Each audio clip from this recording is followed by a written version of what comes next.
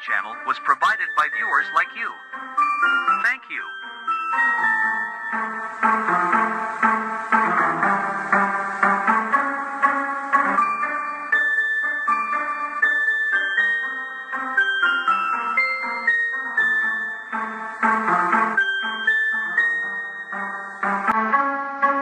I was trying to do something different with my makeup today than I normally do it, and I just ended up making myself look like a drag queen. I guess that's the vibe today.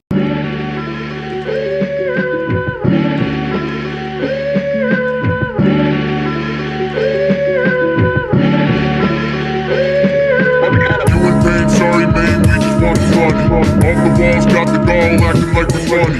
Hit the floor, off the door, shoot till it's over. Small town, big plans, welcome to October.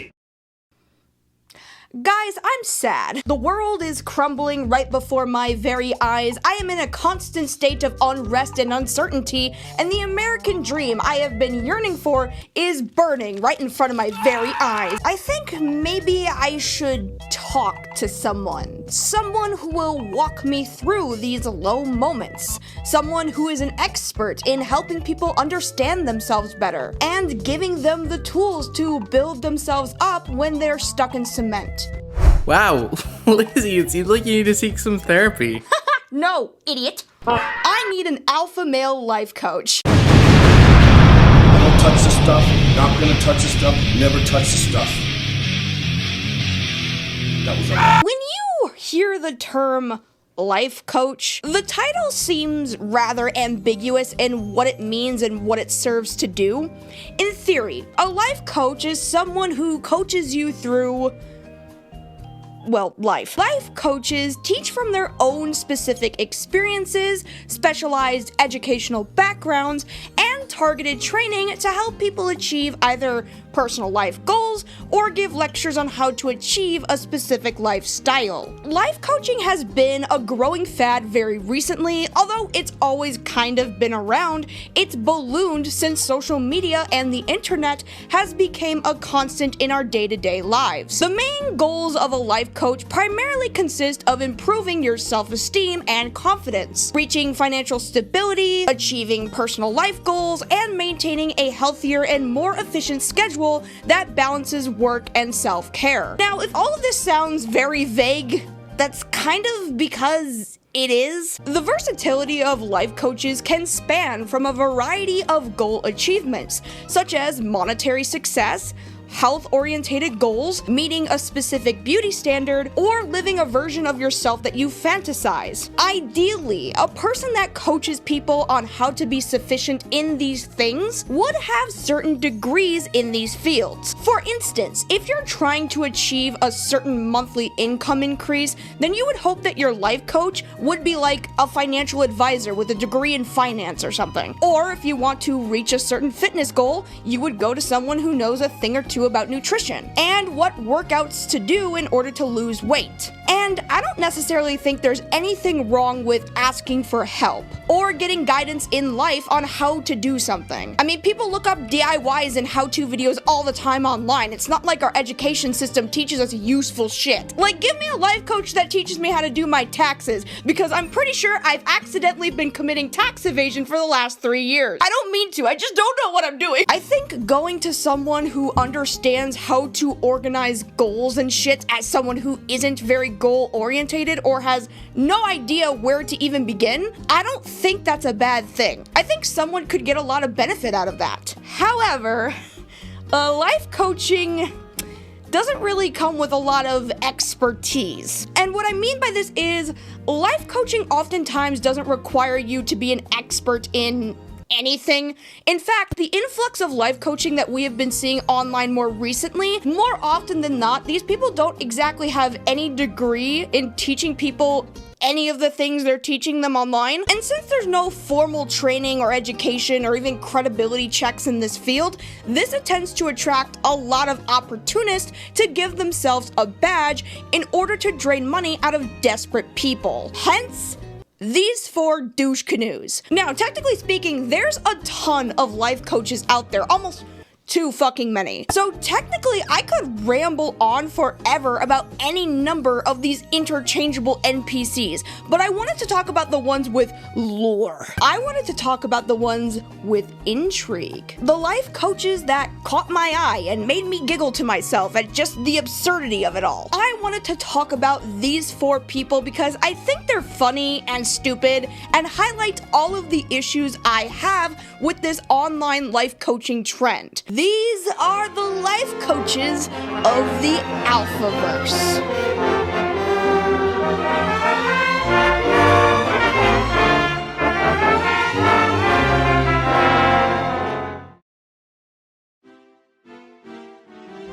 So I'm gonna jump right into this video with the preconceived notion that my audience already knows what the alpha male community is. You know, the dudes that believe in a social hierarchy amongst each other, where the most dominant, genetically superior, and assertive type of people will be more prosperous in achieving the highest quality of life. A notion which stems from the animal kingdom, referenced within wolf packs, only for the alpha wolf hierarchy to be a total myth. Meech renounced the term alpha wolf and spent years trying to get his own book taken off the shelves. Stop reading this! I vent you lies! Alpha wolves aren't real! But it was too late. The term had taken on a life of its own, and we haven't stopped using it since. Now, I don't want to go into this video to say that all life coaching is a scam, but when these teachers immediately brand themselves based off of a debunked animal myth, you know they're gonna start smelling like spam. Except the P is a C. You see what I did? Did you see that? Hence, Alpha Dom, the TikTok dating coach. Now, within the alpha sphere, life coaching is practically the only way of making money, since a lot of them tend to make fun of folks that work a 9-to-5 job. So they'll go into life coaching or just like social media influencing and fall into these 3 categories. Without fail, anyone claiming to be an alpha male life coach and selling some sort of online course will either sell you on dating advice, or socialization with women, health and fitness, or making money. The 3 core components of what makes an alpha in today's society is a man who is well off and can provide, whose health is at its peak, and who has the charisma and a personality that makes women want to fuck them. That is all these guys ever care and talk about. Their entire self-worth is built off of their women, their money, and their looks, all of which vary in how important they actually are in the grand scheme of things. But I wanted to find an alpha male that resonated in these 3 categories and served to be the worst example. I mean, you know what they say, having a variety in knowledge is better than being very knowledgeable in one thing. Try to learn something about everything, and everything about something. Said a pretentious loser, probably. Whoa, hey, Lazy, you're looking a little different? Yeah, I know. I got a new haircut. Thanks for noticing. Okay, but on a serious note, it's day 2 of recording this video, and I put all this on to try to hide the fact that I am sick as a dog. Is it working? Is it working? Can you guys tell? I hope not. Also, you know what I noticed? I'm putting, like, this new little character design that I have for the channel in all of my newer thumbnails, and I never even tried to look like that. Did I nail it? Did I nail it? I think I nailed it. Now, Alpha Dom is interesting because he kind of breaks the mold a bit in terms of what we think an alpha looks like. When I say alpha male influencer, you probably think of someone looking like Andrew Tate or this Alpha M guy, who is way more popular than he should be. Interested in having a wax treatment, maybe go in and see somebody to actually do it. Now, the downside to that is that you've got to let somebody look at your butthole. Or you could ask your mom to help. What did he say? Or maybe the fresh and fit guys. Mad respect to minorities. What the fuck? Stop! What? I want to get another run. What all of these men have in common is their physical attributes. They're fit. They are what would be considered conventionally attractive, even if, like, personality-wise, they're ugly as sin. But Alpha Dom isn't exactly any of that. I mean, beauty is in the eye of the beholder. I've been in a committed relationship with a rat man, and I think he's adorable. So for me, this guy's character flaw is not his appearance. I only point it out because in comparison, one of these things is clearly not like the other. Alpha Dom's physique may not be what fits him in the alpha sphere, but what does, and what I would argue is the number one common denominator, is the fact that his title is self-achieving. He claims that he is an alpha male professional dating coach, what have you, but all of that is very much a self-given title. These people are alphas because they say so. They claim to be dating experts, financial coaches, life coaches, because they say so. All it takes is the self-proclamation without proving the merit of the self-claim, obviously. So here he is, Alpha Dom, the infamous dating coach on TikTok, that said, with his full chest, that men do not have to respect a woman's rejection. You do not have to accept her rejection. Talking to a girl, and she said, oh, I'm not really interested. And I, instead of just going, okay, and then just turning away, I did this. Why would you not be interested in me? I'm the best. Absolutely the best. And she's like, oh, how? I'm like, well, you'd have to come over in my house to find out. And you'd also have to be okay with kink, and you'd also have to be okay with my mastering the ropes and the fact I have multiple women. And actually, maybe not. Maybe you wouldn't be the best for me. But I'm sure you've seen that already. He sort of became this giant meme, being covered by a lot of big content creators. Charlie, or Moist Critical, talked about him, Funky Frogbait talked about him, Jarvis Johnson actually bought into his course, and we'll talk about that later. But I wanted to give you guys some insight into who this man really is, because the persona is so transparent, it's really hard to try and take seriously. So we're gonna address this alpha by a more accurate and factual name. Connor Gilson. Connor Gilson's earliest online appearances was on Facebook, where he founded a consulting group called CG Consulting. A lot of his posts were promoting his own podcast. What exactly does this consulting agency do? I don't know, probably nothing. But listening to his podcast and watching his Facebook videos was very interesting because it always seemed like this guy had always wanted to give some sort of helpful advice. How's it going? My name is Connor Gilson and I am the president of CG Consulting. I want to do something interesting, something unique, something different. Most of my podcasts are scripted to a degree. I take notes. I look at previous studies I've learned about, things that I've done, things that others have done, and I kind of put out an outline and then I talk off of that. I don't read it. There are some blurbs whether I'm doing a study where I will read something right off out of it, but many of the times I'm just kind of looking at my notes. I've always been very good at public speaking and having an outline and not really looking at it that much, just there in case I draw a blank or something like that. This podcast is going to be completely 100% pure, directly from my heart. And it comes from actually a conversation that I've been having kind of repeatedly lately. I was texting somebody and they told me that they were trying to learn time management. And it's interesting because then a couple days later, I was having another conversation with somebody about how they were having problems with time management. But let's talk about it. Let's talk about how important time management is. And then let's talk about really how complex or how easy it is, because in my opinion, it's very, very easy to be good at time management. At least back then. Even if this advice was as basic as just like, this is how you can be more successful in life, this is leagues more sane and normal than, well, that. Watching what Connor has morphed into is very silly because it's obvious that his sort of alpha male persona that he puts on now was for the sake of virality. It's definitely not like a parody or a persona because he does show the girls that he hooks up with looking as uncomfortable as ever to be there in his presence. He walks the perfect line of character and reality that it's very hard to tell what exactly his whole deal is. Like, he very obviously lies a lot. Like the one time he claimed to have matched with over 100,000 women on Tinder and hooked up with at least 1,000 of them. We're gonna ignore the fact that I have over 100,000 matches on Tinder and I've only done sexual activities with 1,000.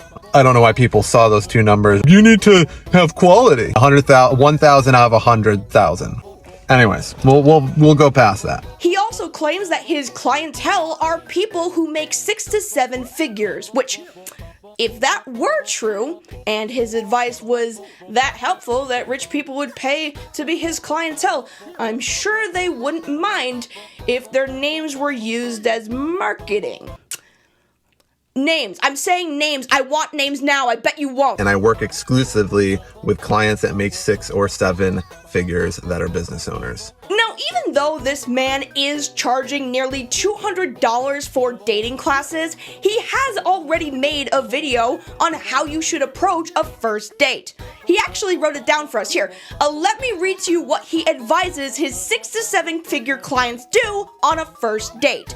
Are you ready? Here we go. For context, his advice is to always, on a first date, have it occur at your residence, which is totally safe and not completely uncomfortable at all. And then the following should happen next. So I don't tell you everything I'll do because that takes the fun out of it. But what I will do is tell you about intake. So the first time you come over, you will spread across the wall and I'll pat you down.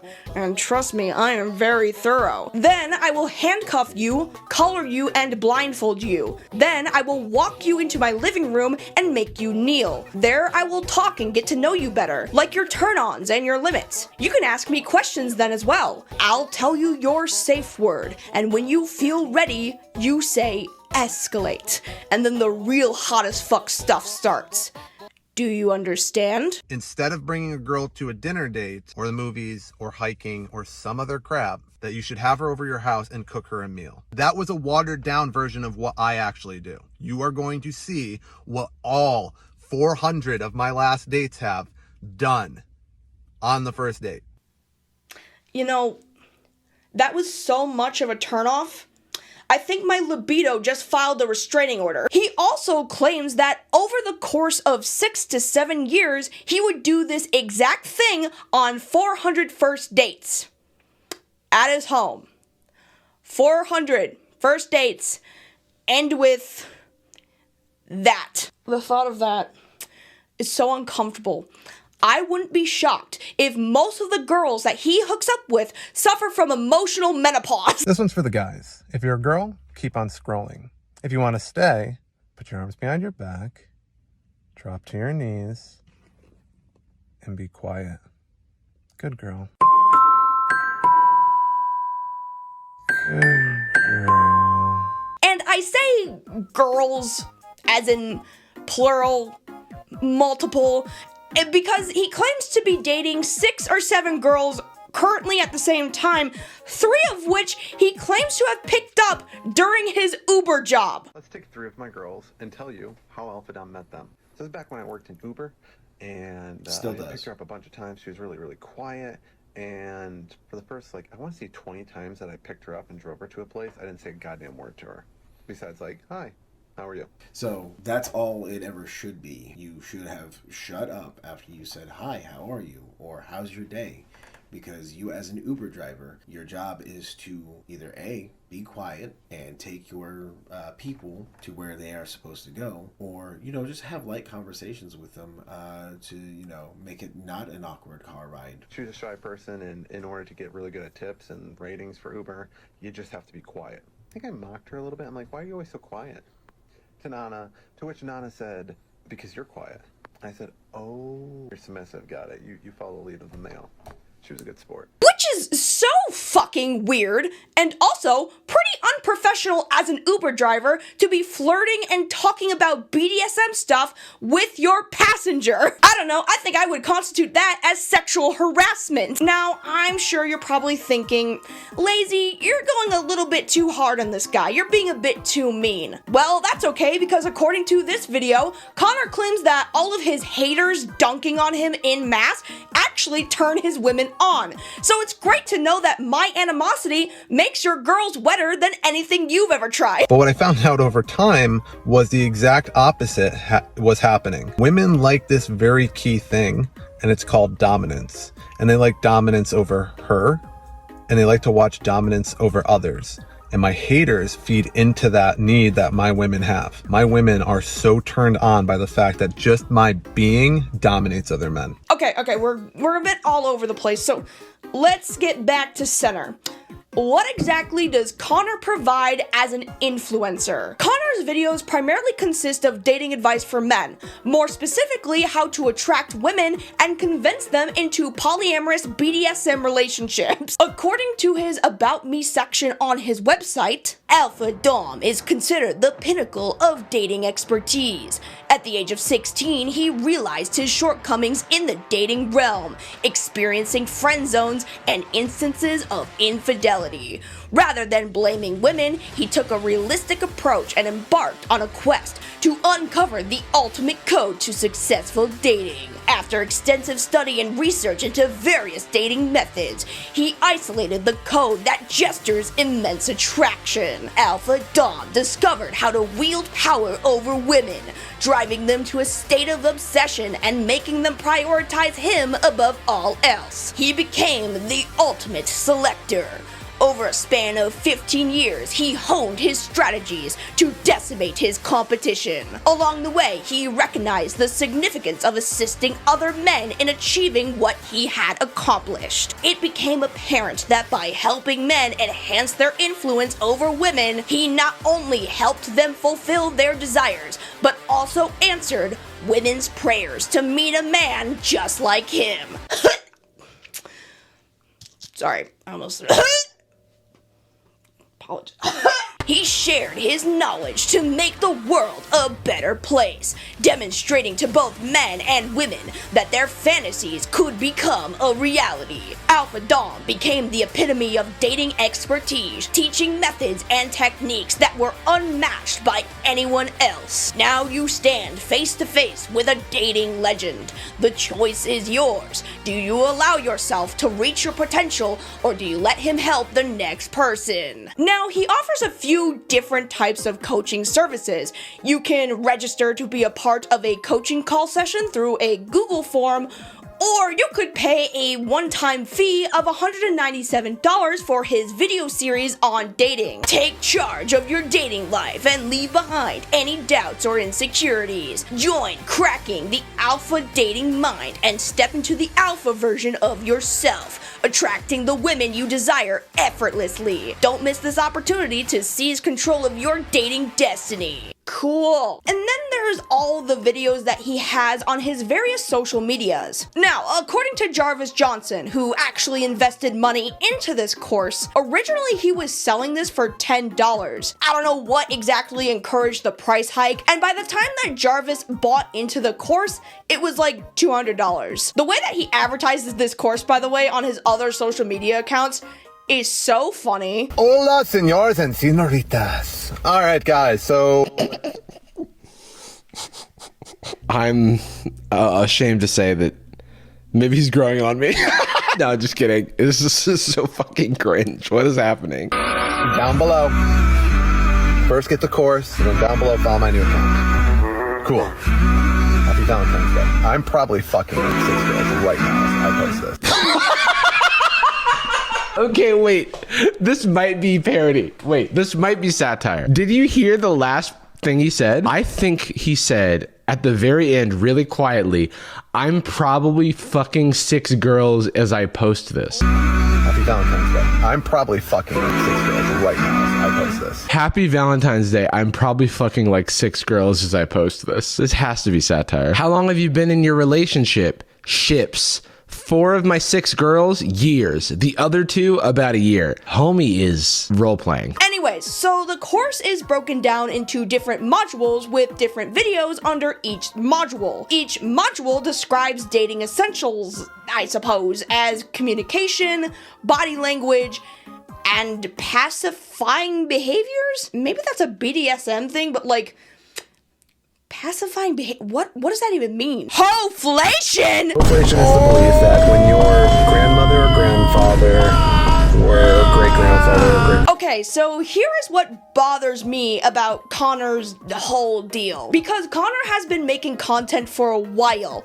and in the years of him working on his consulting company and his Alpha Dom thing, there's no improvement in his video production. And look, I can understand I can't say shit because I edit on an iPhone, but his course that you are paying nearly $200 for, he just sits in his fucking car and rambles unedited for a while, over the course of multiple videos. All of his videos are either filmed in his car or at a fucking old folks home or some shit. And the quality is so subpar and hasn't evolved past TikTok editing. And I get that this is a much smaller channel, so we don't want to rag on him too much, but it's like, you're a guy who wants to sell me on something, right? At the very least, try and do something with this. Because before, at the very least, he used to make these promotional videos with some sort of like copy-paste software or whatever the fuck this is. But at least that's some level of production value. This is just kind of bland. You're not selling me on the idea that you're an alpha Chad with videos this unorganized and rambly. I kind of want to show you the elite level of hate that I'm dealing with.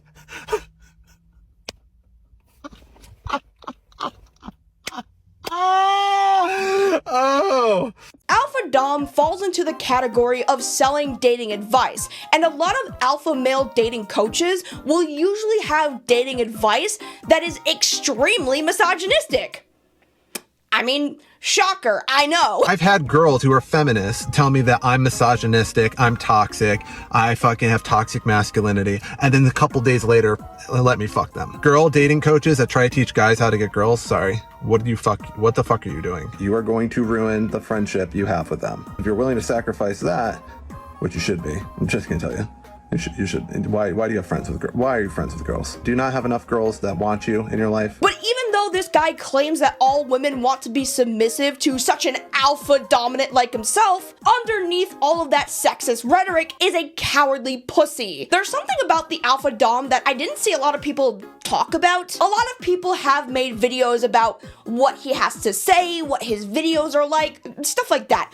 But I haven't seen anyone talk about his sensitivity. For an alpha male whose haters apparently feed into him and his girl's sex drive or whatever, I have seen so many comments of how quickly people have been blocked by this guy. Aside from that, when Charlie made his video on this guy, his response to Charlie was to issue him a challenge. Pay $3,000 that he charges his six-figure clients and he'll prove him wrong, that he is, in fact, an alpha male with 6 girlfriends. But if you're watching this, if you sign my NDA that I have my $3,000 a month client sign, I will show you what I show them, which is just the massive abundance. Because you said I didn't get women and I don't get models and stuff like that. And I'm going to just show you. I'm just going to open my entire world to you. And after your brain's done melting, what you have to do after is compose yourself and then make a video about the fact, like apology, and saying, I'm sorry, I was incredibly wrong and I didn't know what I was talking about. However, the catch of this deal is that Charlie would have to sign an NDA. I imagine that the NDA signing would be so if Charlie ever did take him up on his offer, he would sign the NDA, realize this guy is full of shit, but because of a legally binding silencer, he can't expose how his girls and his courses are bullshit. The NDA is just a sign that you won't leak the videos of my girls' footage. That's all. Once you sign that, you can see all my girls, and then you can state, completely free of speech, actually put pressure to say it because you were wrong in the first place. You can state that, oh, Alpha Dom was correct and I was wrong. Like, what the fuck would even be the point of this? If you want Charlie to confirm that everything you say is the real deal, you then can't just make him sign a legal contract that makes it impossible for him to publicly admit that you do have all these girls and all of these clients. Like, this would not solve anything for you other than you get to prove that you're telling the truth to one of the biggest content creators in the world. And he's not even allowed to confirm that you are who you say you are because of an NDA you made him sign. Like, that is bonkers. Connor also has tried to make comments on Charlie's own dating life, having no knowledge of his personal relationships whatsoever. Like, he says that the reason Charlie and his ex-girlfriend split up was because of body language withdrawal. Whatever the fuck that means. Is that the guy that dated Tiana for like 8 or 9 years and then made her rich and famous and then dropped her? Was that the guy that missed the fact that 3 years before their breakup was showing body language withdrawal, and the only time that he got any attention was when he opened a like $1,200 or $600 Pokemon Yu-Gi-Oh card? But that's not the only way this guy gets petty. Because remember how I said that this guy lies all the time? Well, he has this nasty little habit where he'll see a woman talking shit on his page, he will block them, and then he will go around telling people that these girls that he blocked were actually part of his dating circle the whole time. He's done this with Joe Pirano's girlfriend, where she commented on his page, got blocked, and then got flooded with a bunch of direct messages of people asking if she was one of Alpha Dom's girls. He's actually claiming now, after blocking her, that she is one of his 6 girls. So you can pause and read this. That's a message that Charlotte got from basically numerous people that were also clowning on him, saying what? That you're one of his girls? So now he's claiming me in DMs to be one of his girls after me attacking him blocking me, and then trying to control the narrative. When she confronted him, Alpha Dom, for some reason, called her racist. So here's the string of messages about me somehow being racist for insinuating he's hiring hookers. I'll let you pause and read that if you like.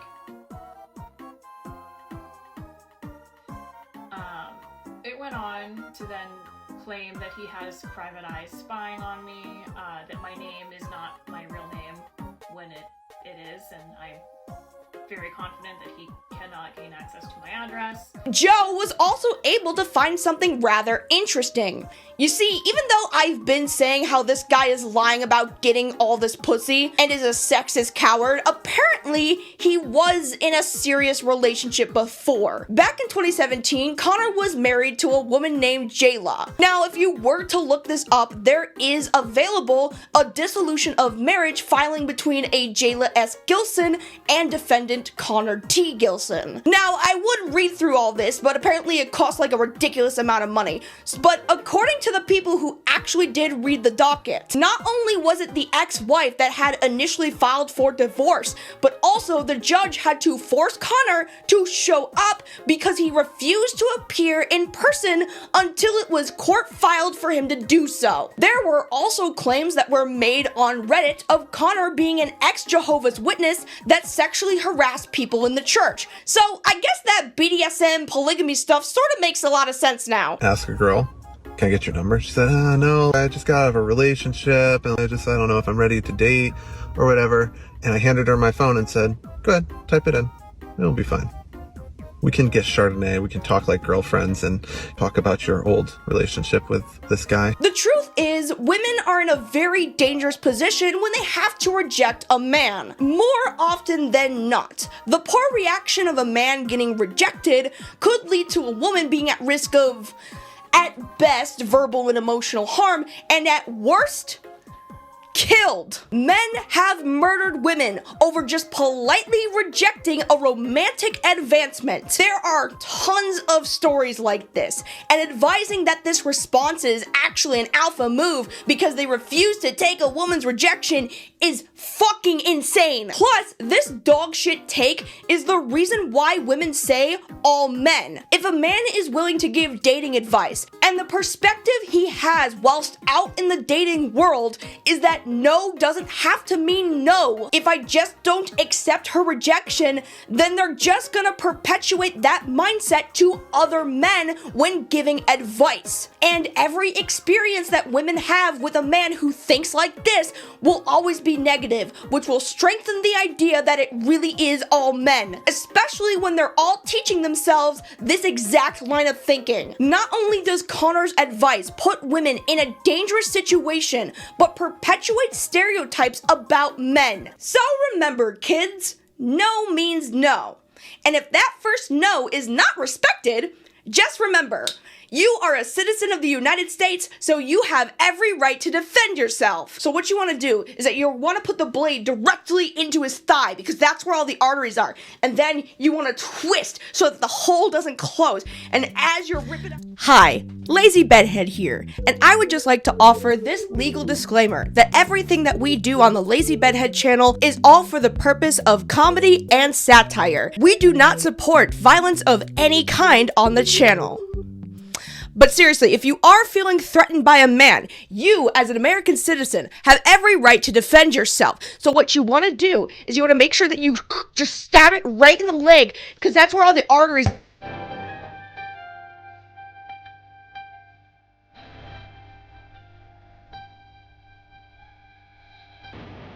This is Chuck Kirkendall, also known as Cali Muscle. Chuck is someone who falls into the health and fitness side of the alpha male life coaching sphere.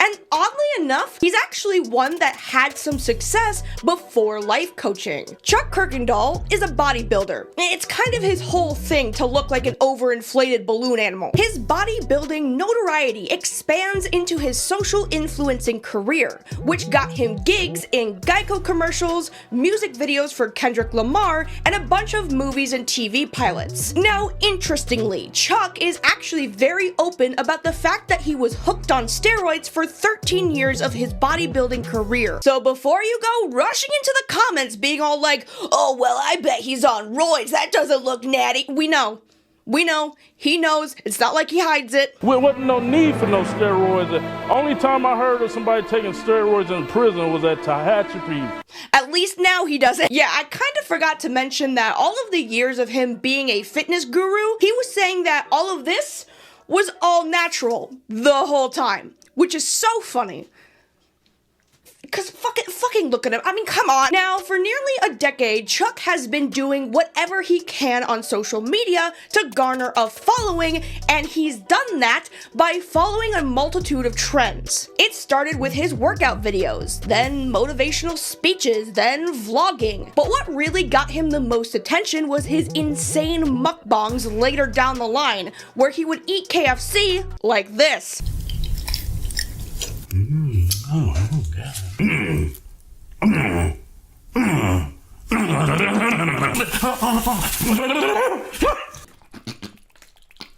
Nikocado avocado levels of insane, but yeah, I would almost argue this is a little weirder. Now, unfortunately, hindsight would find that this was not the healthiest thing to do. Shocker. In 2021, Chuck suffered a heart attack and underwent emergency heart surgery after his left coronary artery had a blockage. When paired with his crazy mukbangs, his steroid usage, and the fact that he was like 45 at the time, this could have killed him. It almost did. This made him undergo some serious changes in his health, his diet, and his content for the channel. But that was all after he did a challenge of only eating watermelon for a month. You know, I'm sure paired with the KFC mukbangs, the edgy little racist 13-year-old boys in his comment section are going wild. I mean, they sure do love their stereotype comedy. Now, during COVID, Chuck was starting to really rub people the wrong way when he would become confrontational at gyms who remained open but had strict distancing and mask mandates. And Chuck didn't really like that. I understand and see why someone wouldn't want to wear a mask while working out. Like, you know, you're working out, you're working up a sweat, all that sweat's getting on your mask, it's gonna be really hard to breathe through that. Like, I understand, that's completely uncomfortable and very annoying. And sometimes those felt masks have such a thick material that makes it very hard to breathe out of, so I totally understand not wanting to deal with that restriction while trying to work out, especially if you're working yourself out to exertion or anything like that. But at the same time, Chuck, even before the heart attack, was already at risk of COVID killing him, considering the years of steroid abuse would have weakened his immune system. But I guess this was pre-heart attack, so he didn't really give a shit about his own health, let alone the health of others around him. I guess he was just gonna have to have the absolute worst and scariest health scare a year later for him to finally give a shit. I mean, you know how these people are, right? If it doesn't directly affect them right there in the moment, they don't don't care. Unless, of course, it's a trans person trying to live their lives and not directly affecting them whatsoever. Then they really give a shit. But this really highlights an issue with not just Chuck, but other alpha males online.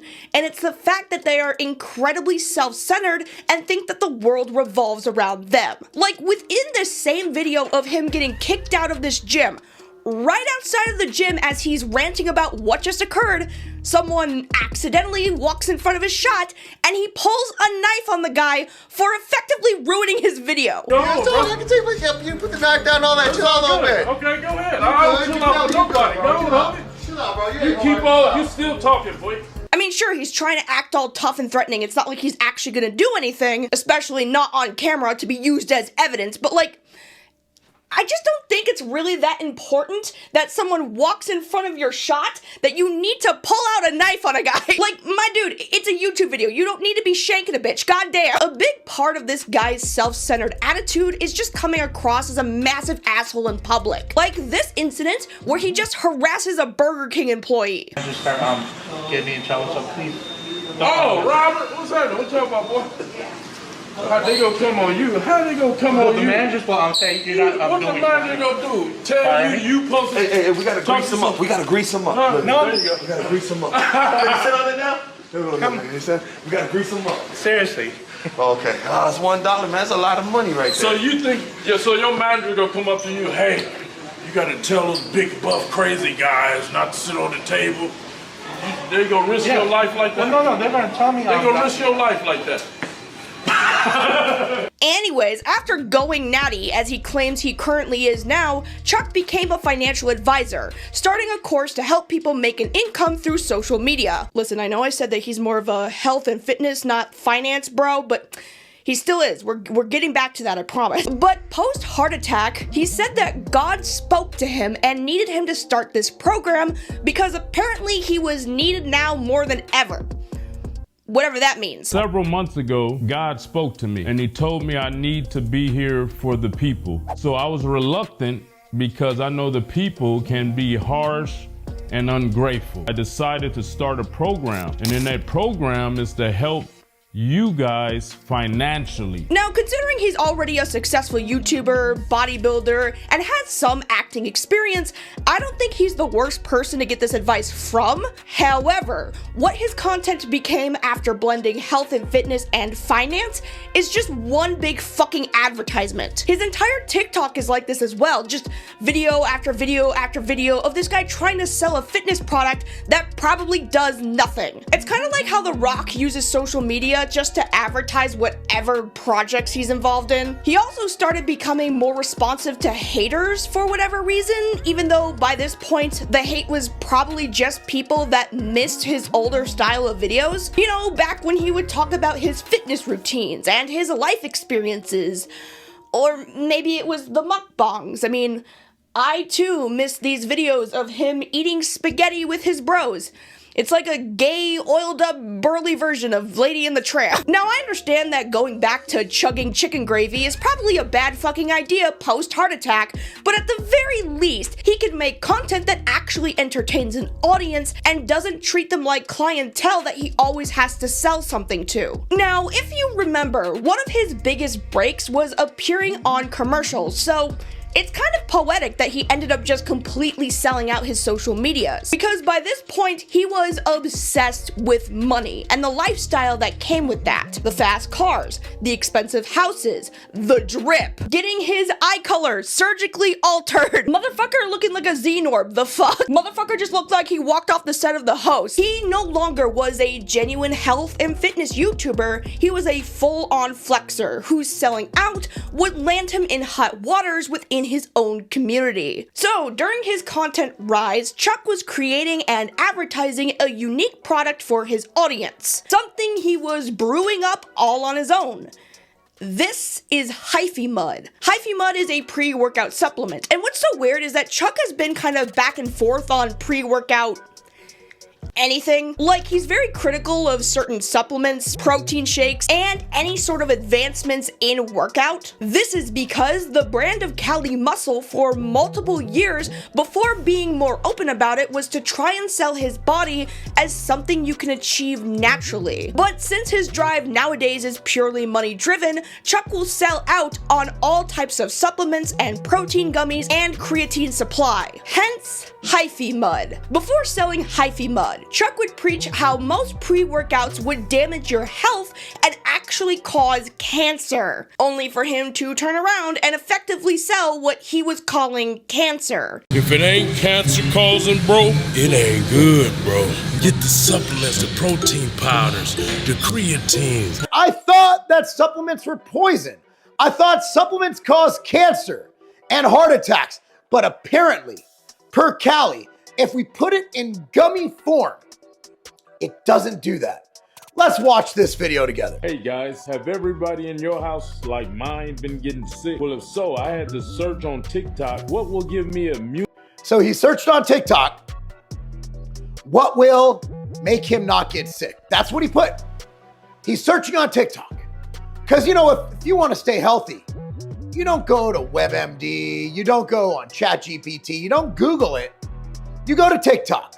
Because that is where the health experts are. Now, Hyphy Mud won't actually give you cancer, but as most fitness and health experts will tell you, this shit is sort of useless. It's an instant coffee, caffeine-packed protein powder that you add into water, and it's supposed to give you the energy to last your full workout without burning out. We're talking underdosed to the point of being completely and totally useless, as in a fraction of the bottom end of what you'd need to actually see benefits. Proper clinical dose for citrulline malate is usually somewhere between 6 to 8 grams.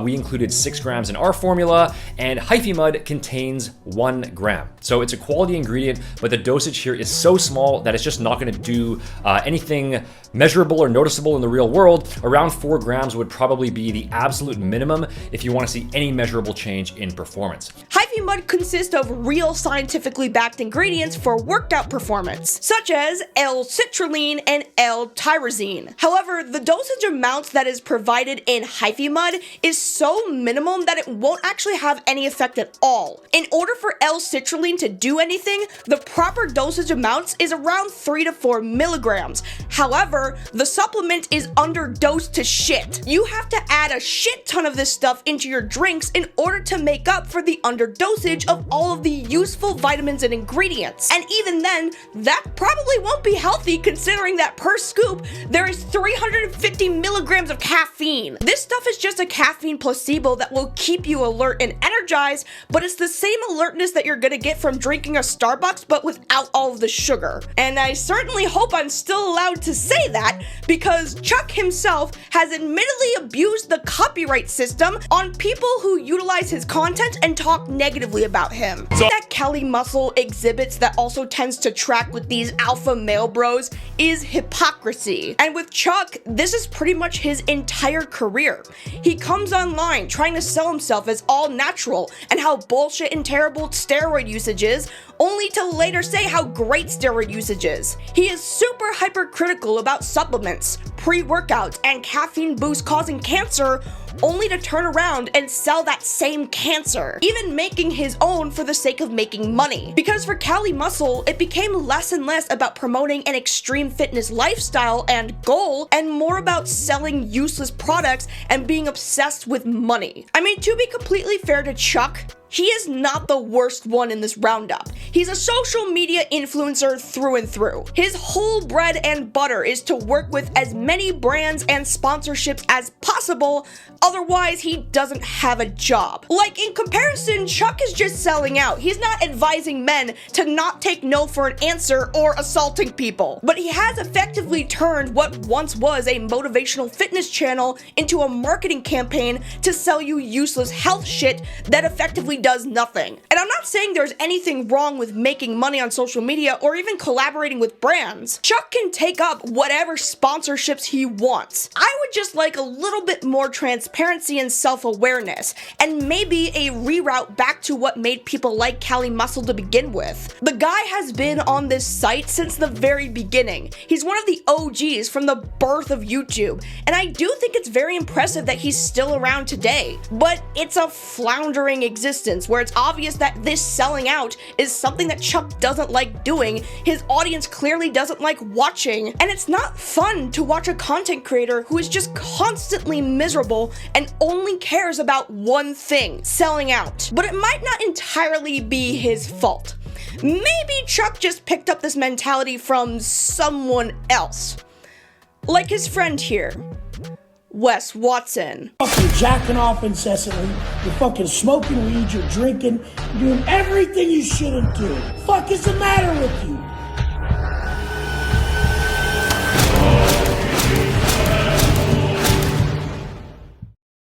Now, if you want to talk about an alpha male coach that's main drive is money, it's this fucking guy, Wes Watson. Honestly, he could be a really good installment for Bedhead Bizarre Lolcow Adventures, because this man is the biggest lolcow in the Alphaverse. Honestly, do you guys just want me to do it? Y'all want me to turn it out? Because, like, I will go BBLCA on this fucking guy. You want me to do it? Alright, cool. Play the intro!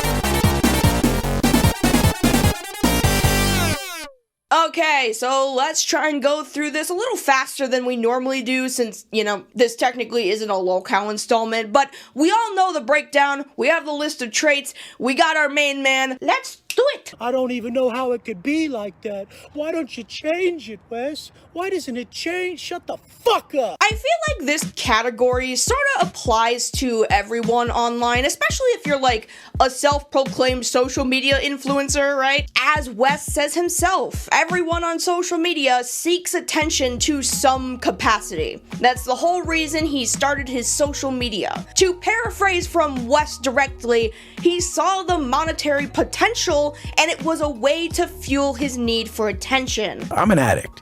So anything, I'm addicted to money. I'm addicted to success. I'm addicted to fucking Instagram. But it's more so how Wes gets that attention is really what this trait is about.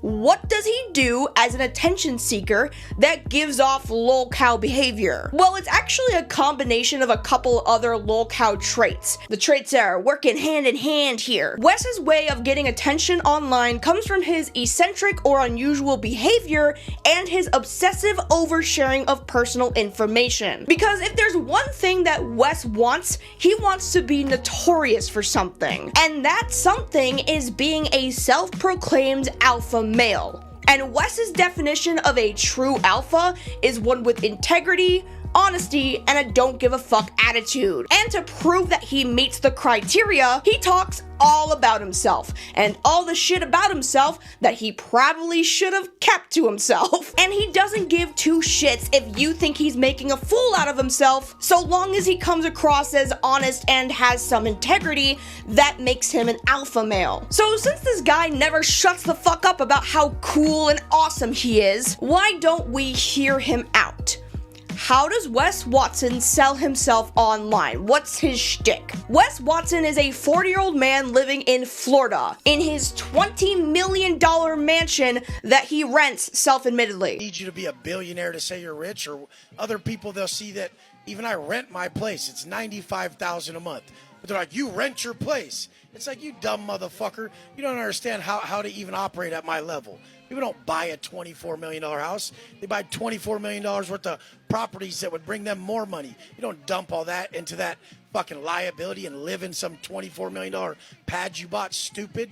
Fucking make investments and you bring it back to this. Wes started his YouTube channel in 2017, and in the beginning, his content consisted of mostly sit-down vlogs and story times about his time spent in prison. Wes is very open about the fact that he spent nearly a decade in prison on assault charges. Now, I don't know if he's ever been honest or told the whole story of that assault, but the case is very much public information, and I just wanted to read what was reported reported in the actual case. So basically, Wes in his early preteens got into drugs and smoking weed, and eventually evolved in selling it and becoming a middleman for other drug dealers in Cali. A man by the name of Ruben Carvajal owed some money to a guy named Noah Bloom. Noah bought and sold from a guy named Jeffrey Vuchowitz. One day, Noah sold weed to Ruben, but he didn't pay right away for it, and because he didn't pay for the weed right away,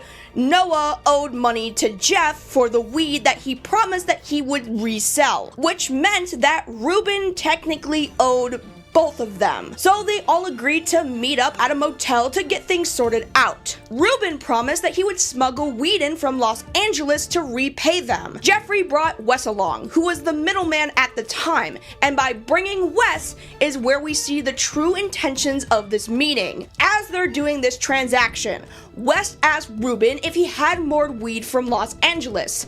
Ruben said yes, that he could get them more. And then out of nowhere, Wes attacked Ruben. From the way this is reading, it sounds like this was a setup on Ruben.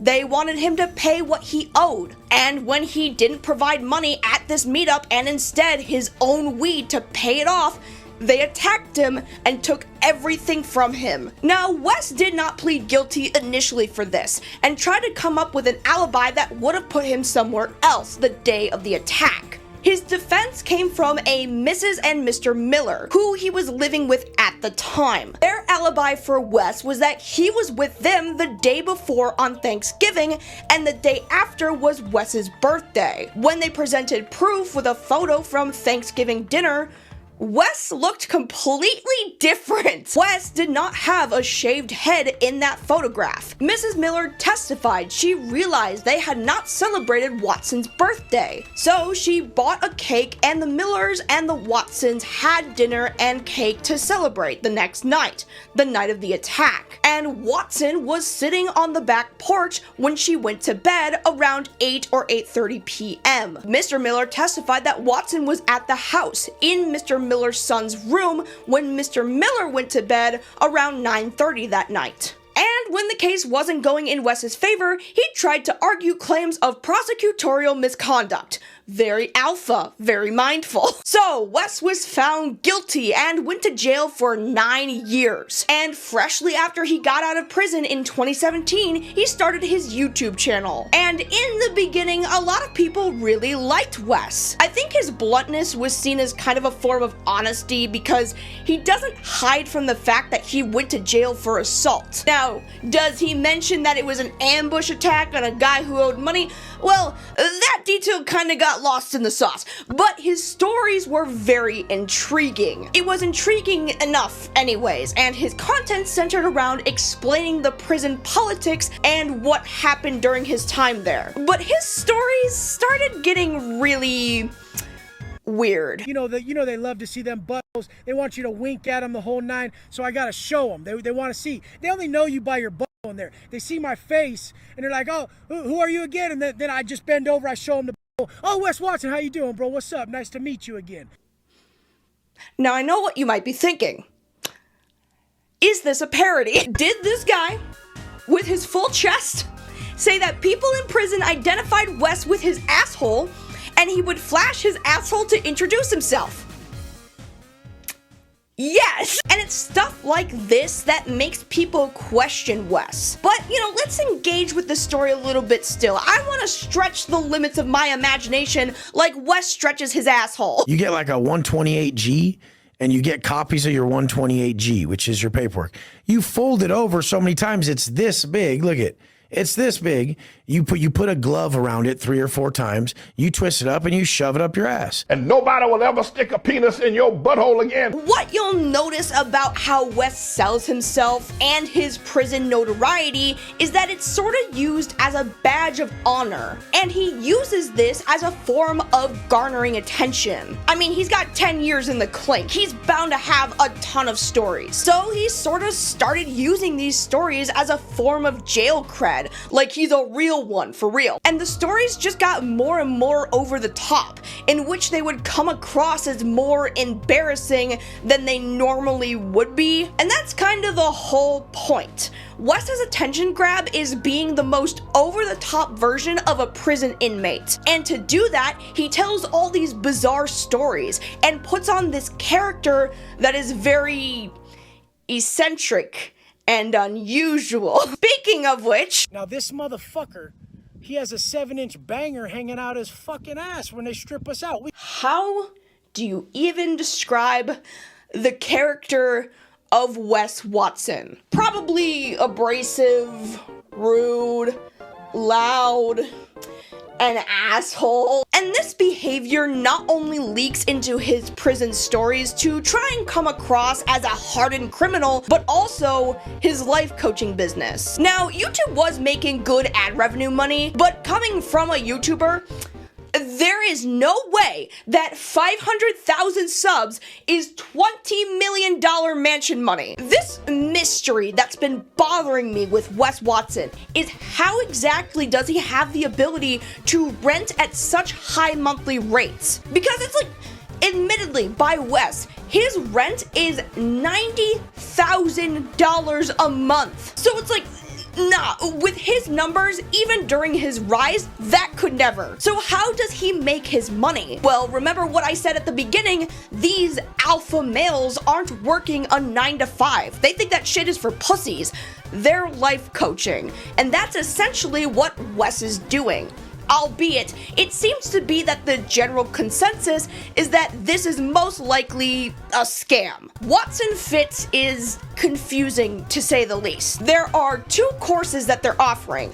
One to achieve the alpha male mindset, and a fitness course. Now, on the website, it doesn't exactly tell you what you'll be paying for the course. And I assume that the only way to really know for sure is to talk to Wes personally, which I wasn't gonna do because I'm sensitive and I don't want my feelings to get hurt. It's because my childhood trauma and shut the fuck up! So I went to Wes Watson's Reddit, and the mass majority of the people who paid for this course and shared their experiences were on the low end spending about $300 a month to the highest being $3,000 a month. And what exactly do these people get out of dropping $3K a month? Well, you can expect it to go a little something like this. But Wes, I've been dieting for like 3 months. The fuck up. You've been doing it a year? Shut the fuck up. I'll wait till everything's perfect and then I'll start posting. Motherfucker, fuck you, shut up. The price of procrastination is the life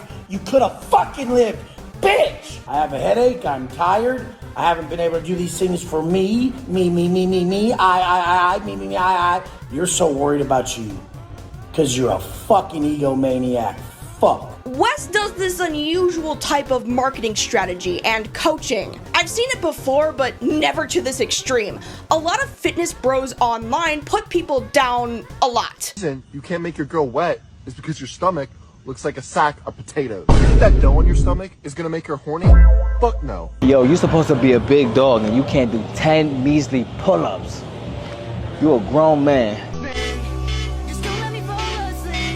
This fat ass copage is absolutely insane. Your body to what? Eat more food? Cause the most you do is walk to the door to get your DoorDash order. They call people lazy, unmotivated, fat, and all these mean things to motivate their clientele to buy into their course. This is a real strategy called insult marketing, and usually it's used to make a jab at competing companies, but never really to insult the customer. But alpha males and fitness coaches very recently have been using this insult strategy to guilt people into feeling bad about themselves. And the only solution to not feeling so bad about yourself is to spend thousands of dollars on the people that made them feel bad to begin with. And it gets even worse with Wes because you could be spending all of this time on Wes and his course and his video calls and one-on-one consultations, and most of the time he either will blow you off or it won't even be him. This next Reddit testimony is honestly quite sad. It's by someone who wasn't just looking for a diet plan and stumbled upon Wes. It was a genuine fan who was nearly scammed out of $1,500. OP saw Wes, heard his story of starting from the bottom, about as down and out as you can get in prison, to then driving multi-million-dollar cars and owning these businesses. How could he not reach out to Wes? If he can make it, so can I, he thought. So, naturally, when Wes made an Instagram story advertising his business and coaching with a ton of testimonials from guys who are making money off it, this guy wanted in. Bear in mind, this guy had less than $3,000 to his name. He talked to Wes expressing his interest in joining, but he didn't have enough money. Wes, like the benevolent, kind, loving leader he is, he declined to take his last $3K and offered only to rob him of $1,500. OP actually texted Wes early due to time zone differences. Instead of seeing this as a reasonable mistake made by a paying client eager to learn, he yelled at him for bothering him and then punished him by making him wait another week. Over the course of the next 3 months, OP would be blown off and have to reschedule calls multiple times. One time, when Wes was scheduled to call him, he got blown off so Wes could watch his girlfriend and her kids playing tennis. How did OP know this, you ask? Because he posted it during the allocated meeting time. He also got told that he will not be getting a call until he gets to 3K. So that good gesture of accepting half of his last few dollars instead of all of it wasn't even real. OP got fed up and requested a refund, and of course, Wes wasn't gonna make it so simple. He states that Wes on Trainerize, which is the app Wes uses for training, whether fitness or business, was entirely unaware of the conversation he had with Wes on Instagram, meaning that Wes's Trainerize is most likely operated by a team rather than himself. The way Wes makes his money is promoting a coaching or a fitness class that he himself doesn't even show up to teach for. And his clients most of the time are speaking to someone who is posing as Wes and might not even talk to Wes once, unless they're in a video call where Wes actually does have to show up, in which case they are yelled and screamed at. In this testimonial, someone asked Wes during these sessions if he should weigh his food raw or cooked for tracking caloric intake, and Wes told him he was a fucking idiot who should uppercut himself. Wes's behavior is that of an unhinged scam artist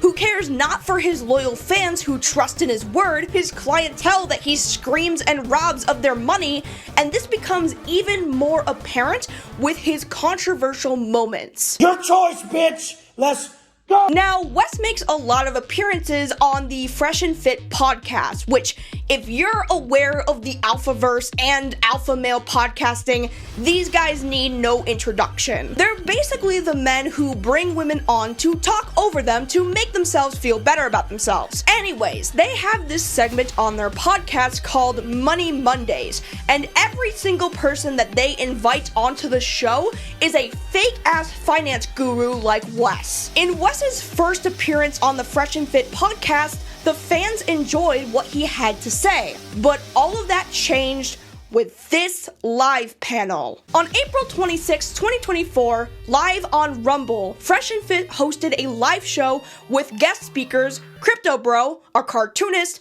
a Christian conservative, the felon with the most recognizable asshole, XQC Andrew Tate, Crypto Bro number 2, and a SoundCloud rapper. Oh yeah, and the first 29 minutes of the Rumble stream was laggy as fuck and looked like you were watching a Fresh and Fit PowerPoint presentation. The ones you need to really focus on are Wes and Andrew Wilson. Andrew is one of those Christian debate bros who talks down to women who clearly are not good at debate in order to make himself look smart. Part of his shtick to make himself look like an intellectual is to debate dumbasses, and Wes Watson is the perfect dumbass. During this panel, a discussion question was asked: what defines success for a man? And since Wes is a scam artist who only cares about money, his answer was very predictable. And my definition of success is across the board. If you're not ripped, if you're not rich, if you ain't rare, if you don't stand out, if you ain't across the board successful, it doesn't mean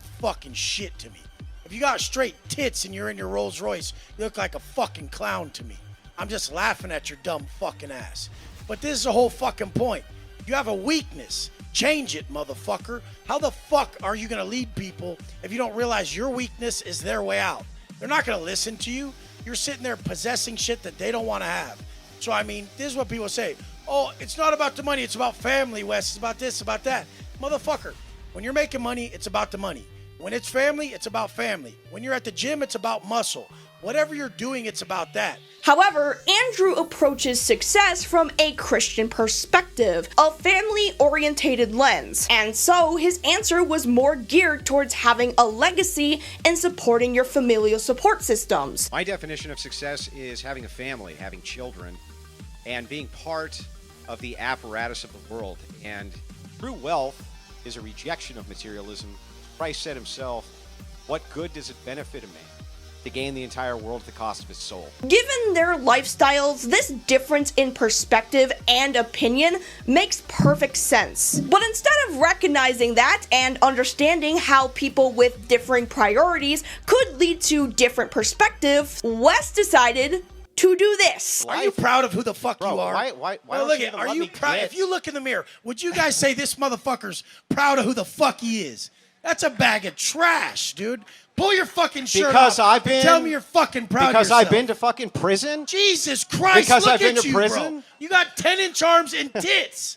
Men don't have tits. No, you they guys. go to prison where they get fucking Fuck yeah, where they get do. raped up the ass. You've never been to prison. Look, That's you're what talking about shit you happens. don't know. They go to prison where they get let's raped. do Now you this. get your ass Hold on, beat hold in on, front hold of on. You think that everybody. that's better? Guys, You think that that's better? Let's let him give his definition of success. And then Having tits and 10-inch arms is what a man is, let's you let him- guys. let's let him get Please his- don't listen to that. Wes, let's let him get his thing out, and then Tits. We can have different opinions. Yeah. Titties. Anyway, back to where I was at. Boobs. Yeah. Okay. Prison. Do you have children? Look at that Do you stud. have children? I do have children. How many? I have 2. You have 2. So are you saying that your Bugatti and your money and everything If else they is saw me worth more standing than your there, they'd be children? like, my dad's a superhero. Look what he brought to the table. Look how hard this guy works. He came from nothing to this. Yeah. He's, God damn it. You're still whining. Stop whining That and is just a make an product. argument. I'll smack your fat ass. So you're gonna attack. Straight You're gonna up. attack me. All right. No, but nobody's whining. Do you usually attack This armed is men how in I Florida? talk, bro. Dude, All right. look Let's at just your goddamn self. Okay, guys, well, guys, I've guys, never guys, seen such a please. pathetic motherfucker. in my Okay, life. well, Wes becomes the equivalent of a schoolyard bully, insulting Andrew's looks, disrespectful of his perspective and opinions, and it's almost as if Wes is offended by the fact that Andrew doesn't worship the dollar like he does. And keep this in mind as well, Andrew isn't even saying that materialism is a bad thing. There's nothing wrong with wanting to achieve financial success. It's okay to have materialism. It's not against Christian ethics to become rich, become wealthy. But I just think it's all beside the point. However, it more so comes down to, does achieving financial success help in supporting your family, which will matter much more in the long run? Or is it something that you sell your soul to in order to achieve? And that's where I think Wes fails to understand, even as a father himself. He seems to see financial success as not something for his family, but something for himself. And when you really peel back the persona that Wes puts out there on his panel and even online, the truth slowly reveals itself. And the truth is that everything that comes out of Wes's mouth is a lie. But it's a stack of lies that is inevitable to fall. Fuck! Shut! Watch. Here you go. Wes's lack of any self-awareness was what became of his inevitable downfall. After this incident that happened at the Fresh and Fit panel, his follow-up appearance on the show was a reputational teardown within the comments. The Fresh and Fit fanbase was no longer fucking with Wes, and for good fucking reason. The biggest being that Wes is just completely out of touch. See, in a world where the wealth inequalities and wealth gap between the upper and lower class is becoming wider by the day, and the disproportionate struggles of the rich and poor are pretty much like 1,000,000 to 0, having this stoic attitude about the struggles of life and putting down your clientele who wants to financially approve but are just in a bit of a tough spot, it just comes across as completely out of touch and lacking any sense of self-reflection and awareness. Additionally, Wes and Fresh and Fit is in the business of helping others, more specifically, lifting up men to become a better version of themselves. And with this whole prison background, Wes presents himself as the type of guy that went through the process of being at rock bottom, climbing his way back up, and working towards succeeding in whatever way possible. And this hard work has proven to be very beneficial, to a point that he would want to share that with others to help others garner that same success. When in reality, Wes doesn't give a flying fuck about you. And in this industry of life coaching where you want to present yourself as understanding to one's plight in order to uplift them, Wes downplaying men's mental health and the suicide rates amongst men, it's no wonder the comments of his reappearance on Fresh and Fit are so bad. It's because my childhood trauma and shut the fuck up. The reason I'm a good coach and I help people is because if someone says that they're suicide or they're gonna take their own life, or if someone, I tell people in my group all the time, if you died in front of me, I'd step on the back of your fucking head and walk over you into the gym and handle the rest of my fucking day. The complete lack of self-awareness to see that when he speaks, he's not speaking to a person that he wants to help.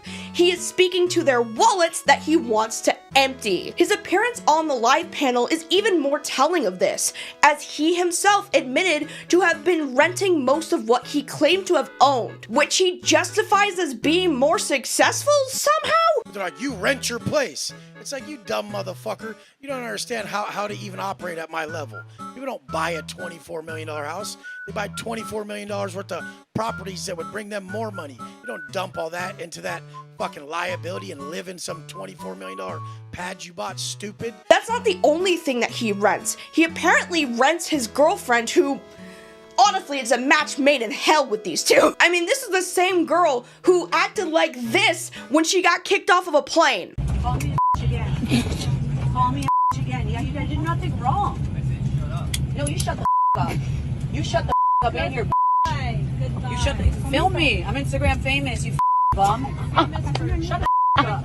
Shut The self-entitlement is fucking crazy. Oh, dude, people fuck with good-looking people. If you went on a plane with a bunch of normal-ass people, they'd be like, tattoos, dope. They would say stupid shit. Wes is also completely unaware as to how his behavior can come across as more rude and disrespectful than it does strong and alpha. Like the one time that he screamed at a gardener working with a leaf blower that Wes himself hired to work on his lawn. Fuck! Shut! Watch. Here you go. Here you go. Hey! Hey! Hey! Hey! Hey! Hey!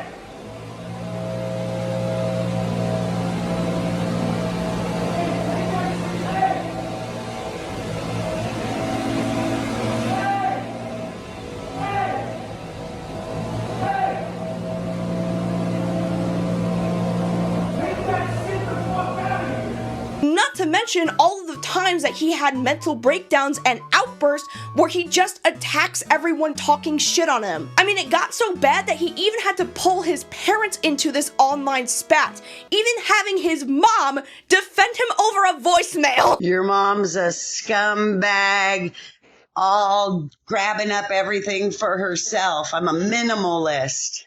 Yeah, that's what I am. I don't hoggy-doggy everything. I don't need acres. I don't need a whole bunch of shit. My son's richer than your mom. He makes more money in 15 minutes than she did in her fucking lifetime. That's why you're trying to bug him.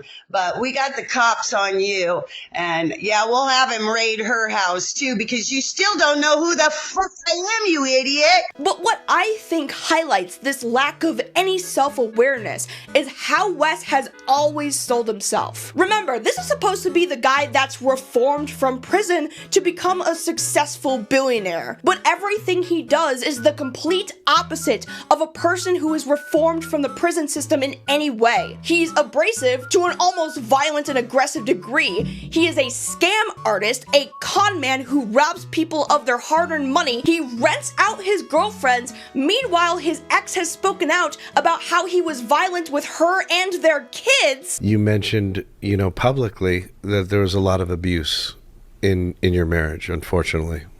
Yeah, so I don't want to speak on that until legally, like things calm down. So, but there's definitely a lot to talk about. Mm-hmm. And you went public recently, Val, and you said that unfortunately you had to file charges against him, and we can't really get into that because there is a case pending. But I was disappointed to see that.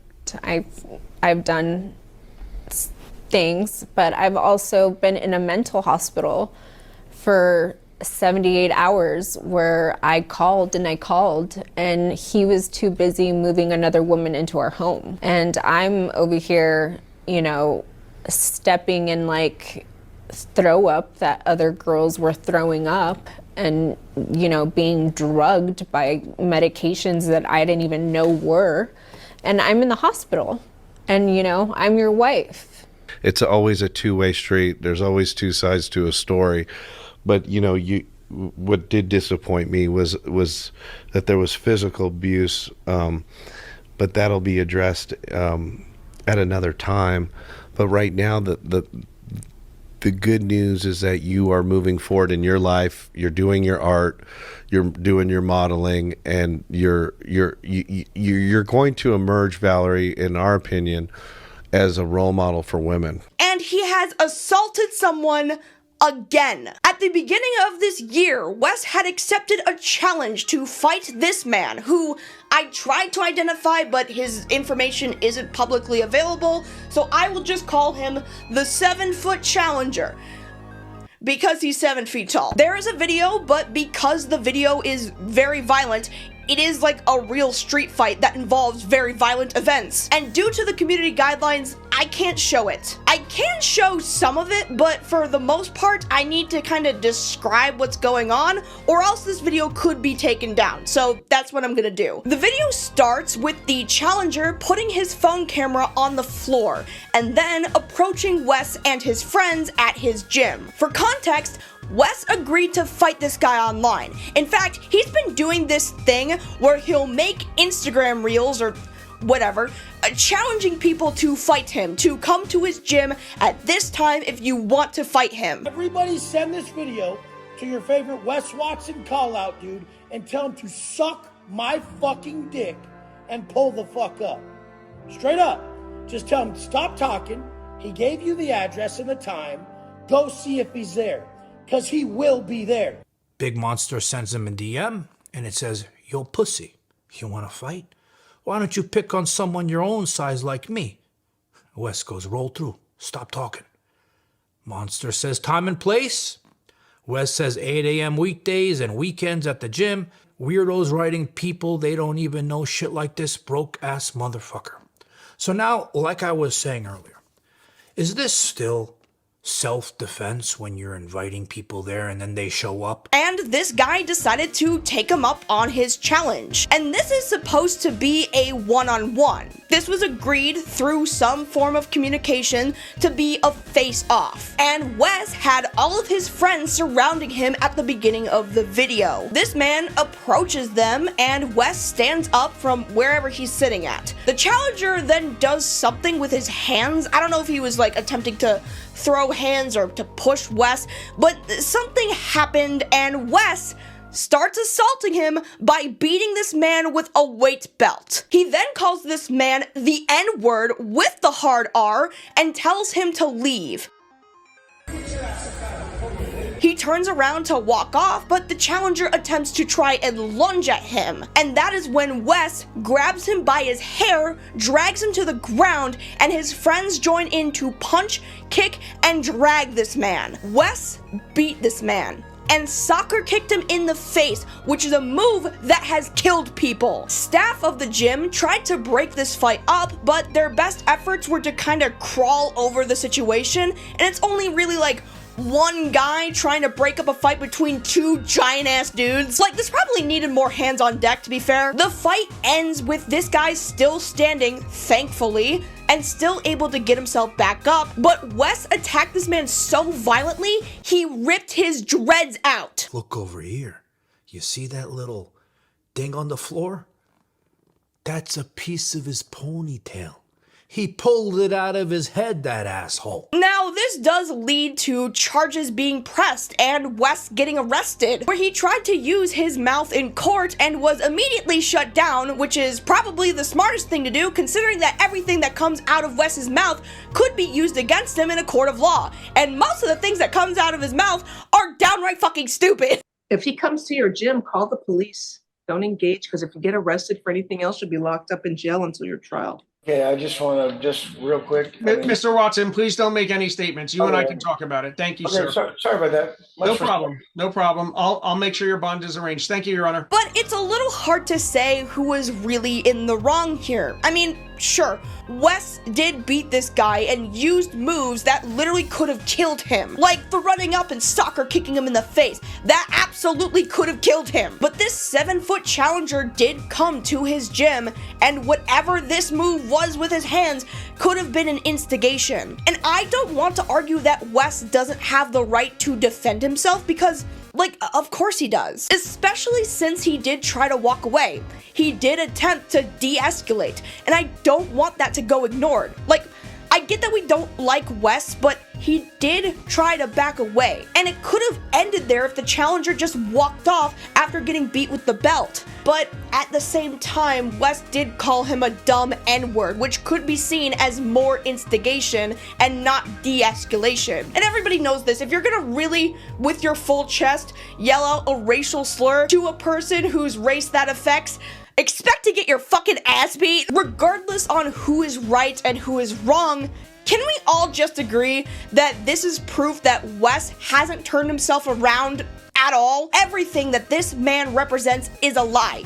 Even other ex-convicts who have YouTube channels who talk about their time in prison are convinced that his stories of his time locked up are way over-exaggerated, especially when you learn that Wes was sent to a prison for non-violent offenders. So all of this talk of gang violence and maximum security for violent offenders couldn't have been true if he was sent to a prison for people who wouldn't pose a violent opposition. I'm not saying it's impossible, but it's just silly. This idea of Wes Watson being the guy that spent 10 years in prison, learned his lesson and got his shit together and wanted to uplift and help others is a total fraud. He scams his fans, he instigates his haters to fight him one-on-one, only then to ambush them with his pussy-ass friends, and then do dirty moves that could literally kill a man. Nothing Wes does is for the benefit or assistance of anyone else but himself. Regardless if legally he had the right to defend himself, he is still a pussy who will never fight anyone fair. His story started with him being jailed for assault, and it might just end that way due to his cowardly behavior. Now, the video should just be over at this point, but I wanted to throw in one more opponent into our Alpha Male Royal Rumble, and this is more so a wild card. Everyone else I discussed were used as examples of different types of life coaches you'll see in the Alphaverse, whereas this final subject is an example of what happens when your life coaching business model is exposed as a fraud publicly and self-admittedly to millions of people. This is also a great example of all of these alpha male tenets mashed into one loser. This is the well-documented case of an alpha male losing everything overnight and now has fallen into irrelevancy. This is the story of the Liver King.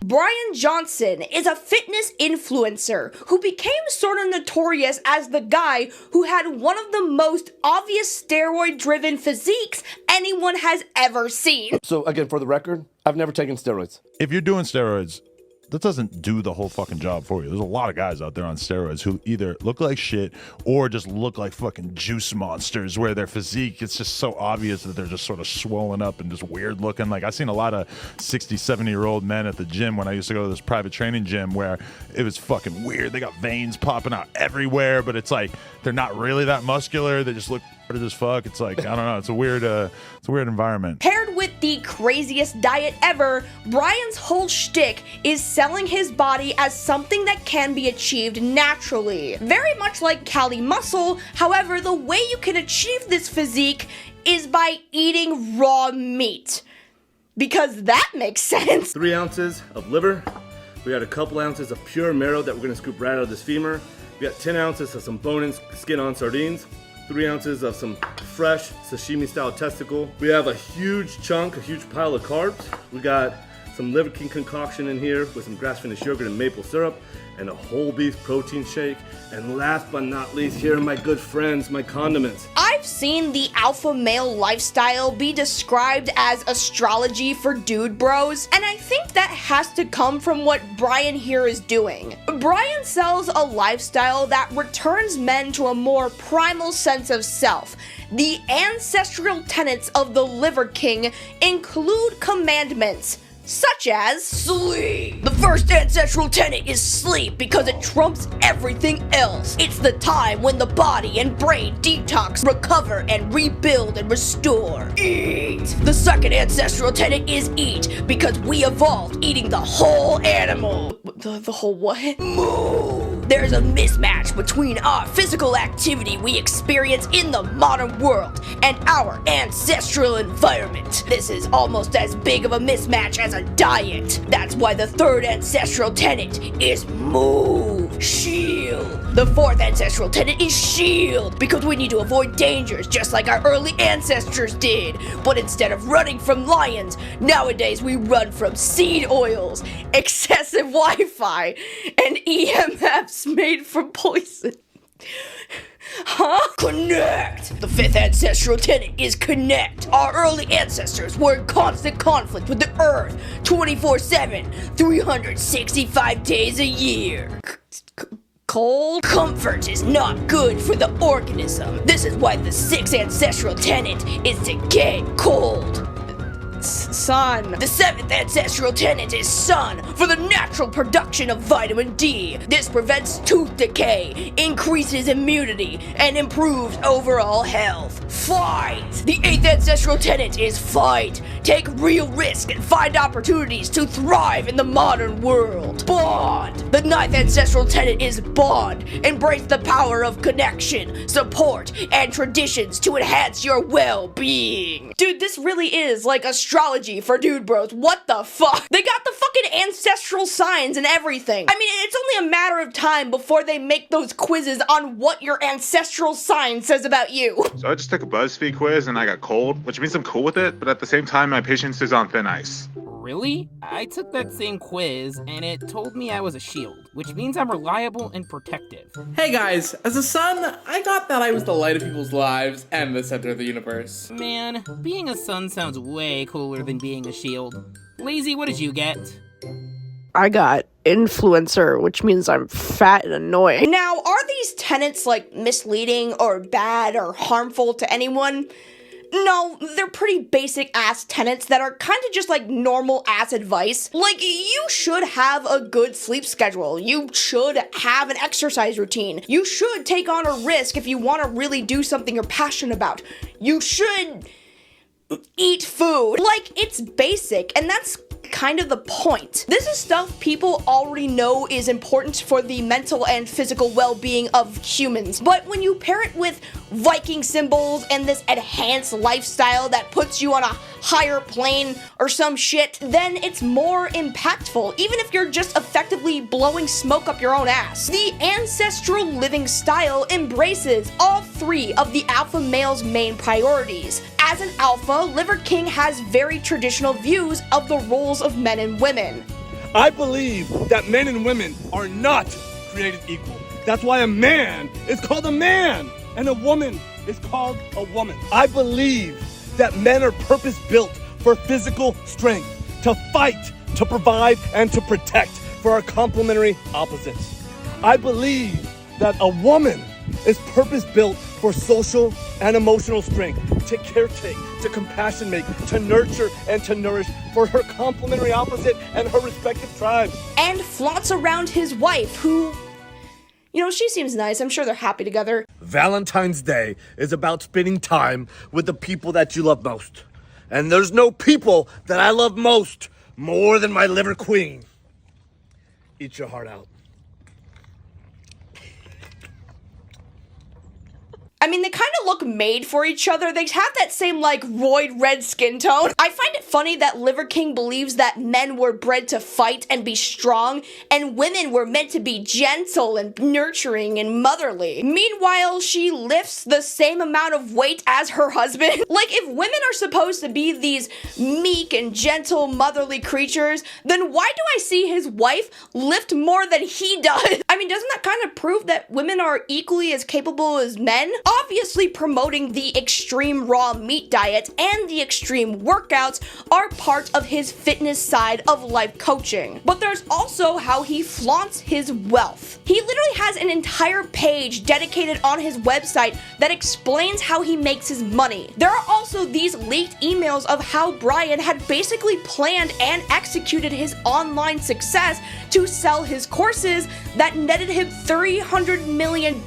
Somebody said the other day, like, hey, I believe some marketing execs got together a couple years ago. They started to create you, and then they uncaged you. Right. And I said, how'd you find out? You can see it's literally says from Brian Johnson, aka the Liver King. As it relates to my goals, I'm the face of several brands, including ancestral supplements, and I've just hired a team to build the Liver King brand with the goal of hitting 1 million followers by March of 2022. He definitely did that. I'm pouring ridiculous resources into making this happen, including hosting a video guy that will be living at my guest house and a film crew that will be filming 7 days a month. Which he is not afraid to show off. He also has a 6-step process on how to get rich as fuck. And literally the first piece of advice is to eat liver, because liver is king. It's just so fucking corny, man. So, as we can see, Liver King meets with all of the essential core attributes of an alpha male life coach. He flexes on everyone with his inflated wealth that he has earned by selling basic ass advice on how to be ripped and how to get girls. Mixed in there is his crazy raw meat and raw food diet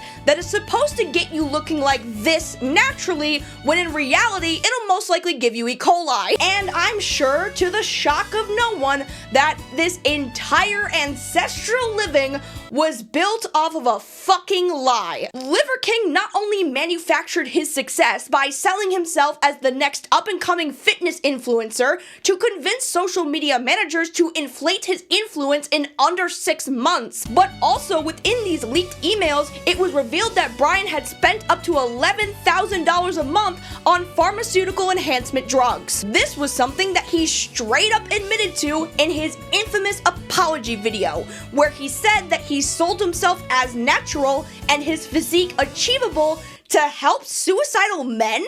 Liver King, the public figure, was an experiment to spread the message, to bring awareness to the 4,000 people a day who kill themselves. The 80,000 people a day that try to kill themselves. Our people are hurting at record rates with depression, autoimmune, anxiety, infertility, low ambition in life.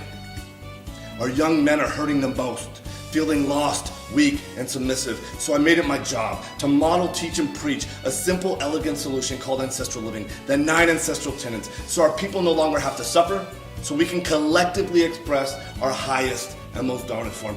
This is my fight.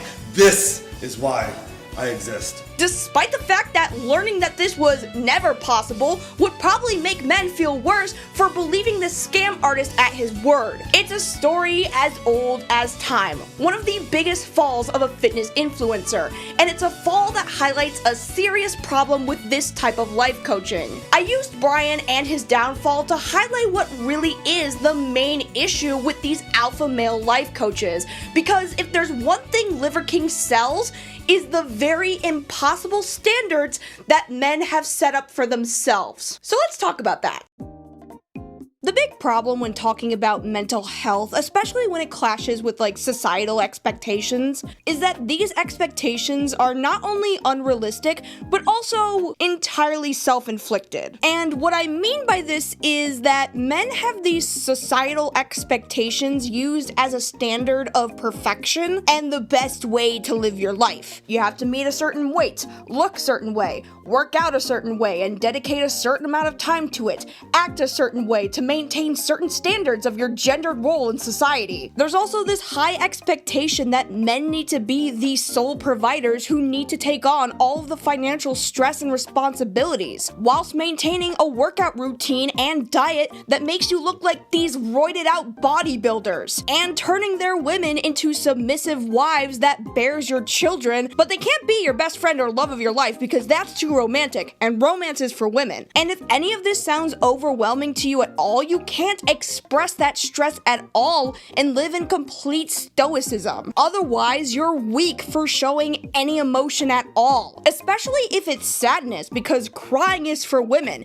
and women think emotionally, and men think logically, even though that most of the wars that were driven by an emotional response were started up by men. But don't point that out because we don't want men feeling guilty, because otherwise they might actually start questioning their role in society, and we can't have them doing that, now can we? And all of this stress and strictness isn't just applied to men, women go through this too. Women can't be too fat, they can't be too skinny, they need to wear makeup, but not too much or else they'll be considered a catfish. And they need to handle the management and leadership of being a mother, but not too much leadership that overshines their husbands, who are the true leaders of the family. And if they want a job, they need to somehow manage their job and being a mom at the same time, whilst making sure that they eat and exercise right, because if they don't bounce back from a pregnancy weight gain within the span of a month, they're considered lazy and don't even care for themselves or what they look like for their husbands. And even if a woman wants to stray away from that and garner independence,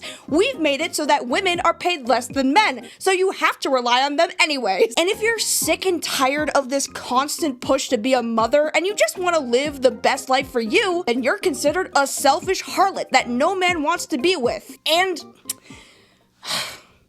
yeah, it's all too much, isn't it? And a lot of these perfections, these beauty standards, gender roles, health expectations, family expectations, are actually established through white supremacy. But many years have gone by that people don't really care about the origins anymore. All they know is that these high expectations make them really depressed and sad. And when we talk about self-infliction, it's people like Wes, like the Liver King, like Alpha Dom, like Cali Muscle, that push for this perfection, even though achieving it and maintaining it can be really hard for some people. And others might not want to even do it anyways. These societal expectations might not be what everybody wants. Like, the only reason there's these high expectations is because they reinstate these expectations whilst ignoring the fact that people are kind of just complicated. Like, when you listen to Wes Watson talk about men's struggles and having mental health issues and a lot of shit going on that wears them down, he doesn't really care. He just tells you to shut the fuck up and get the fuck back to work and stop being a pussy. And it's so funny because these guys claim that it's all to the benefit of men's mental health, but like, is it really?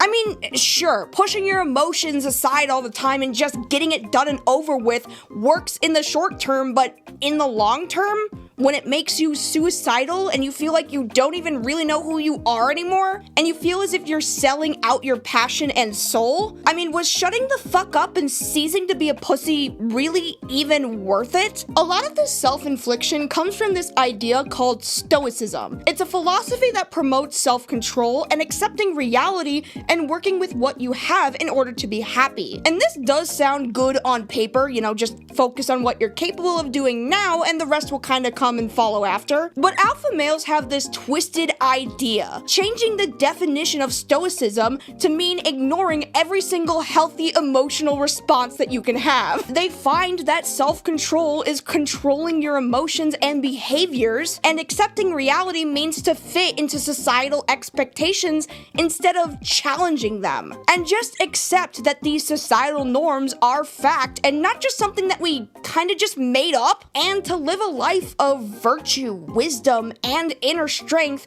means pushing these bullshit online courses, calling yourself morally superior because you met the expectations a man should, and that everyone who doesn't is a weak beta male pussy. And if you have to live a life where the only way you can bring yourself up is by pushing others down, whilst also saying at the same time that you'll totally bring these guys up so long as they give you money, I mean, that's just pathetic. A lot of these guys claim that this stoicism is to the benefit of men's mental health when it's just not. Look, listen, I know I am not one to determine what is and what isn't a man. I know very well I have no authority to determine what makes a man successful or not. I mean, I'm a fat, unfunny, confused little gay boy. Clearly, I am in no place to talk down to anyone on what makes a successful man. So I won't. What I will say, though, is that we would have more confident, stronger men and actually tackle men's mental health issues if we just treated them like they were human. You know, let them feel shit. Seek happiness. Even if you don't agree to that happiness, at least they're happy, and what makes them happy doesn't, negatively affect you. Let men define their own success. Let people just live their own lives, so long as they're not doing anything that brings a harm to another person or is illegal. I really don't care. These are the philosophies and the moral foundations of a new political party I like to call mind your business and shut the fuck up. And to make it clear, we are not the snake people. They fucking suck. We just want to be left the hell alone. And if you don't got nothing nice to say about it, don't say nothing at all. Because, friendly reminder, we didn't fucking ask. We're not hurting you. We're not doing anything other than defying our own happiness. And if that makes you uncomfortable or you have something negative to say about it, remember the tagline, the name of our political movement. Mind your business and shut the fuck up. Men in my audience, I know this video was probably a lot, so I wanted to thank you for listening and watching and giving me the time of day. If anything that these men that I presented in today's video still resonate with you in some way, that's fine. I'm not here to judge. I'm not here to tell you who you should and shouldn't listen to. It's a free fucking world. I'm just gonna judge you heavily from now on. But if you found anything that I have said helpful, then I'm glad that I can put you on the path of actually having a I don't give a fuck attitude. Because let's be so for real, these men care way too much about what other people online think about them. And honestly, it's pretty beta, and you're a big old pussy. Okay, I'm kidding. But if anything I said today was worth your time, you can support me on Patreon. Not for $3,000 a month, but just $1 if you just want to chuck it in there. Also, you can give me $5 and I'll draw a little version of you. Until next time, I'm a lazy bedhead, and remember, there are two types of men in this world. There's men and men. And only you get to decide what kind of man you want to be. But if you want to take my online course for only $420,000 per month, I will teach you how to fuck bitches and get money. The end.